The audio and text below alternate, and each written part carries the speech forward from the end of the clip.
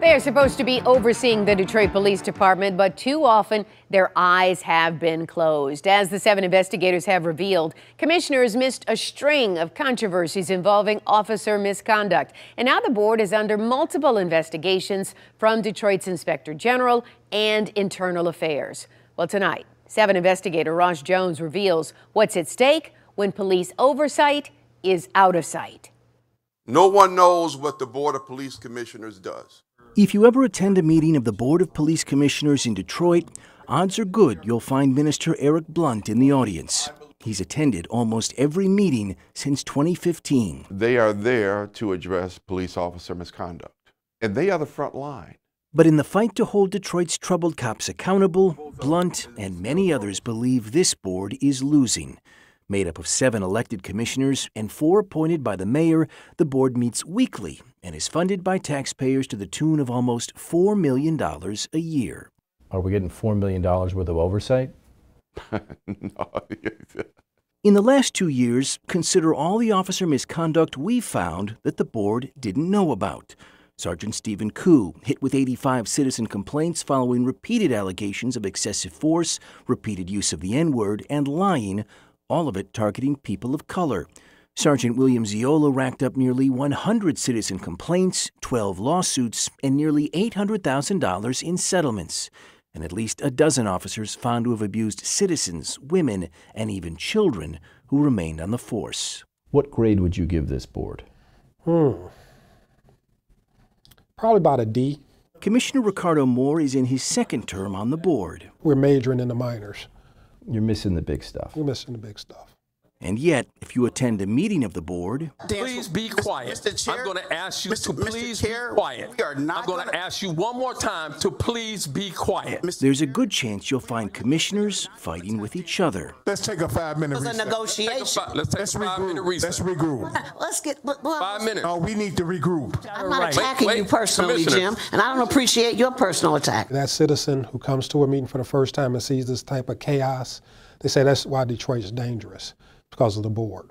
Because we're supposed to provide the oversight, we're not doing it. It is disrespectful, it's shameful. Retired Detroit police officer Reggie Crawford served as a commissioner until 2018. There's no civilian oversight.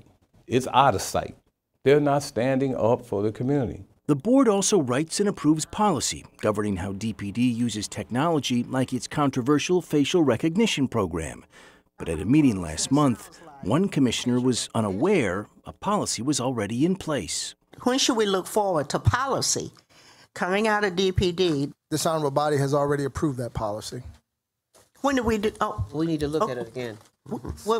When? Please, I'm sorry. Back in 2019.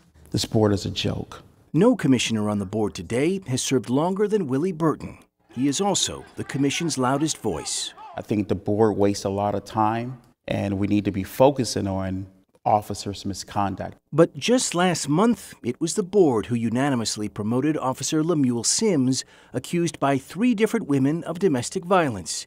His history was disclosed to board members, but several commissioners, including Burton, say they didn't read it. The board definitely has to do a much better job, but the department also needs to do a better job being transparent. But if what they're already sending you, you and your fellow board members aren't reading, is the problem here transparency, or is the problem that you're not doing your job? Then it falls on staff. Well, hold on. The staff. Hold on. The city doesn't elect staff; they elect you as commissioners. Correct.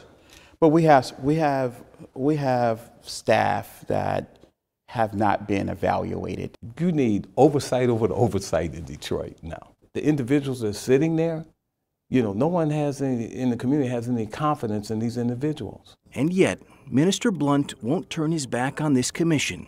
Their purpose, he said, is just too important. So he'll be there at their meetings, reminding them every time they fall short. Maybe I could look the other way if this was about mosquito catchers. But the vast majority of people that are affected by the corruption on this board are young black males in this city. And for that, I could never be silent. I could never give up. Board members admit they don't have the powers today that previous boards did, and say even when they have voted against promoting troubled officers or trying to hand out their own discipline, they are often overruled by the police union or an arbitrator. Still, they say that's no excuse for failing to bring attention to officer misconduct.